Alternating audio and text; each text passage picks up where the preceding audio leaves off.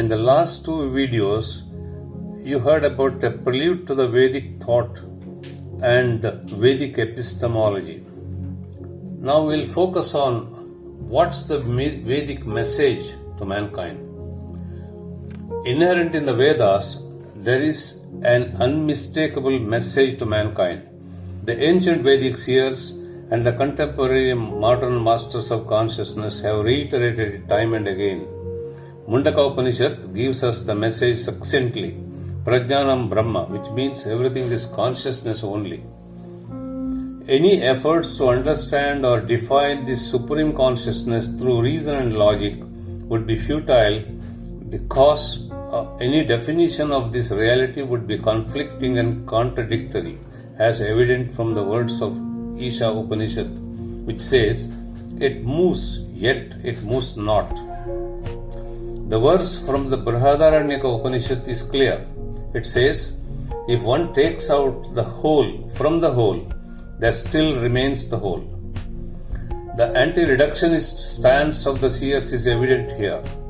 Vedic seers expanded their ordinary consciousness and raised it to the superconscious state of Dvandvatita, or the state beyond the polar opposites. Also, they realized that reality encompasses the multitude of interpenetrating and hierarchically arranged subjective states and their corresponding objective realities. Vedas declare that there is only one cosmic being. The central theme of Vedas is about the nature of the whole and part relationship. The part is only meaningful if it is comprehended in terms of its relationship to the whole. They experience the truth directly. The whole, Paramatma, and the part, Jivatma, are identical and one and the same at the highest level of reality. This whole is a cosmic being beyond our ordinary understanding and conceptualizing. It is beginningless and endless, ever conscious and eternal. It is unconditional, impersonal existence called Sanskrit Sat, superconsciousness which is called Chit, and bliss Ananda. Satchidananda epitomizes the message. This being is nameless, formless, indivisible, all-encompassing and an irreducible whole. Space, time and motion are within itself. The Supreme Consciousness is an all-time constant, posterior to all the manifested contents, whether microscopic or macroscopic. All the mental states, energy reverberations, and all the material balls spread across this space and time are only variables, changing moment to moment. Orderliness, dynamic equilibrium, love and beauty, peace and compassion are inherent in it. Being an all-time constant, it is in a state of eternal now. Projection and withdrawal. Vedas tell us that the superconsciousness projects and withdraws within itself the worlds and their inhabitants in a spasmodic fashion through the modification of motion and its three patterns or trigunas. Tamas, which means erratic motion, Rajas, which means regulated motion, and Sattva, which means rhythmic and harmonious motion. In various permutations and combinations, these three gunas manifest as mind, energy, and matter, but it remains the same forever in the process involved. It is a self-willed and an auto-regulatory system, linking the causes to their effects in all the spheres of creation from the subtle to the gross. The dynamic equilibrium inherent in the system is maintained by the path of order, which is called Rita, which has two components, which are karma and dharma. The projected contents, which are worlds and beings, have only a partial will of their own. Any excesses or erratic actions of the part are perennially corrected by the attention of the whole. Now, let us Let us consider what the Vedic seers have told about birth, death, and rebirth. The contents of superconsciousness, that is, worlds and beings, pursue the recurrent cycles of birth, death, and rebirth until they are withdrawn by the whole. From the perspective of the superconscious whole, the process of birth, death, and rebirth doesn't exist at all. However, from the relative standpoint of the part, the cycle continues until the parts are totally withdrawn by the whole.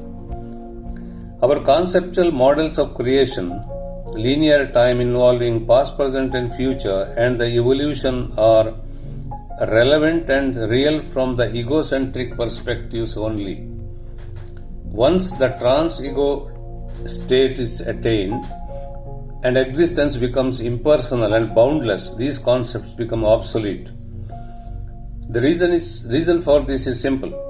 The superconscious state is stillness and infinite motion at once.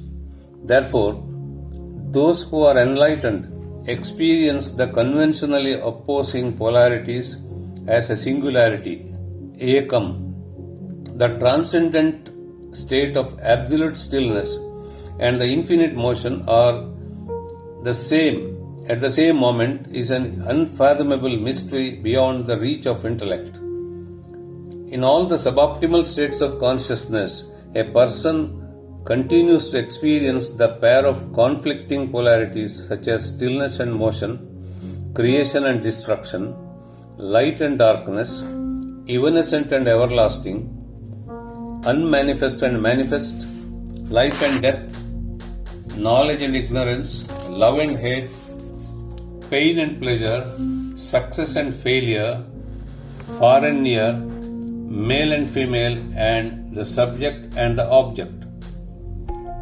Mandukya Upanishad maintains that this world of name and form appears when consciousness is moving, and the same is experienced as self when it is still. Therefore, spiritual enlightenment means experiencing oneself as the creator and the created at the same moment. In this state, the participant, the drama, and the spectator are all one. Let us ask the age-old question: what is man, or what is a human being? Our scientific study of the structure, function, and the behavior of a human being yielded us knowledge about his anatomical, physiological, and psychological aspects. In the light of Vedic insight, this knowledge is inconclusive and partial. Vedas tell us that the human constitution is a complex amalgamation of 5 interpenetrating bodies in a gradation from the gross physical to the vibratory subtle, which are called pancha koshas. From the gross to the subtle, these are physical body or annamaya kosha, astral body or pranamaya kosha, mental body or manomaya kosha, causal body or vijnanamaya kosha, and the ever blissful body or anandamaya kosha. Our bodily, instinctive, intellectual and intuitive faculties and the stockpile of our hidden samskaras and vasanas, which are the built-in traits carried from the previous lifetimes, are under the domain of these 5 bodies. The innermost realm of our self transcends these bodies, as it is our omnipresent, omniscient and omnipotent abode.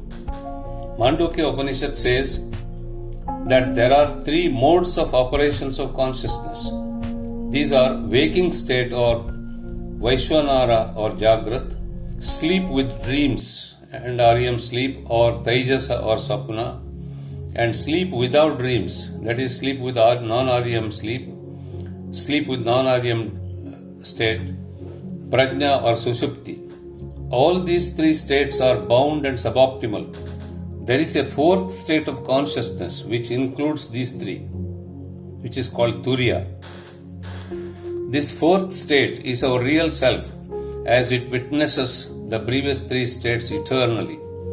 Turiya is beginningless and endless.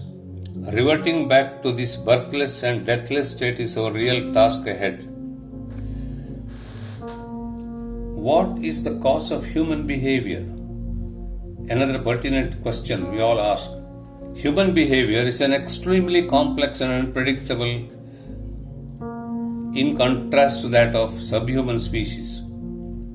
The subhuman species exhibit responses which are fairly predictable.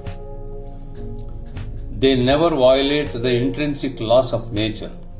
We can single out man as the sole culprit who is responsible for the multifarious ills of our sick civilization at the moment. The behavior of subhuman beings is easily understandable in terms of their built-in neuro-architectural designs. Man has a highly complex neural network of 10 to the power of 10 neurons interconnected through complex circuits and pathways. As a result, his behavior has become enigmatic. The genetic, neurophysiological, and the socio-psychological explanation of his behavior is unconvincing and unsatisfactory. From Vedic standpoint, a person's behavioral proclivities are inherited not only via parental genes but also because of his inherent tendencies carried forward from his previous lifetime. These dormant tendencies and the behavioral propensities are triggered by the external environmental stimuli at an appropriate time and place. Each person has to undergo the karmic consequences of his past life, and a certain quota is allocated to him to be externalized and experienced in a particular physical lifetime, which is called prarabdha karma. Eventually, after the complete exhaustion of the karmic load, if no fresh karmic actions are created, the person will be liberated. This means that the transition is from the ephemeral personal existence to the limitless impersonal existence. A complete cessation of the ceaseless flow of mental contents ensues, which in Patanjali's terms, chitta vritti nirodha, cessation of all the vrittis or angularities of mind. The Western psychological schools are groping in darkness regarding human behavior as they are unable to realize this hidden mechanism of behavioral manifestations.